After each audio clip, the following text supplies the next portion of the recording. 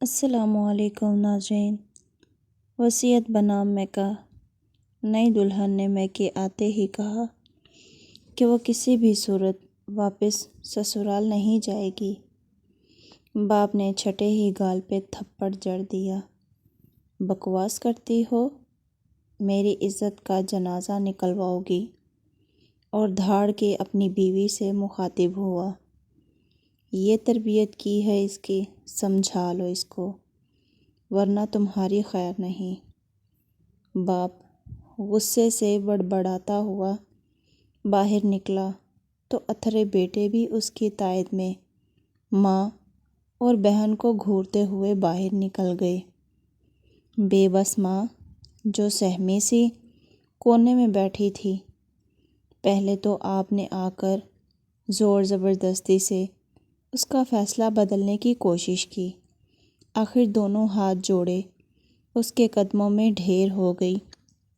خدارا مان جاؤ، اب وہی تمہارا گھر ہے، مرو یا جیو وہاں سے تمہارا اب جنازہ اٹھے، ورنہ تمہارے ابا اور بھائی تم سمیت ہماری جان لے لیں گے۔ وہ رونے لگی۔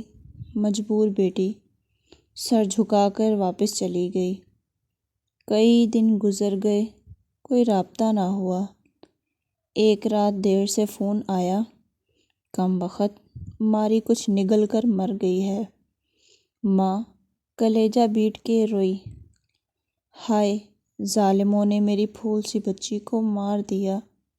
باپ اور بھائی غم و غصے سے تھر تھر کانپنے لگے اور سب مل ملا کر لاش وصول کرنے جا پہنچے۔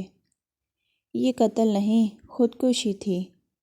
اگر معاملہ گھر برادری سے باہر گیا تو بدنامی لڑکی کی ہوگی، بات اس کے کردار پر آئے گی اور پھر آپ کی تربیت پہ۔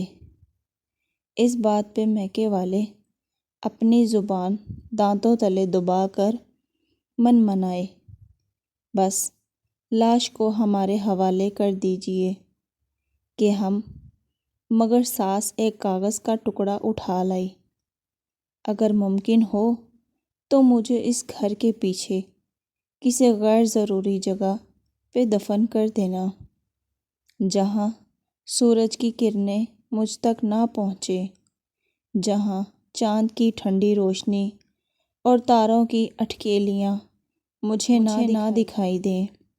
جو بھی کرنا، میرے وجود کو اس گھر کی دہلیز سے باہر مت جانے دینا۔ میرے باپ کی پگڑی اور بھائیوں کا وقار خاک میں مت ملانا۔ میری ماں کو مزید اذیت نہ دینا۔ فقط عورت، ایک عورت تھی جو دھاڑے مار کے روئی، اور وہ تھی ماں، کیونکہ لاش ہی لاش کا دکھ سمجھ سکتی ہے۔ شکریہ۔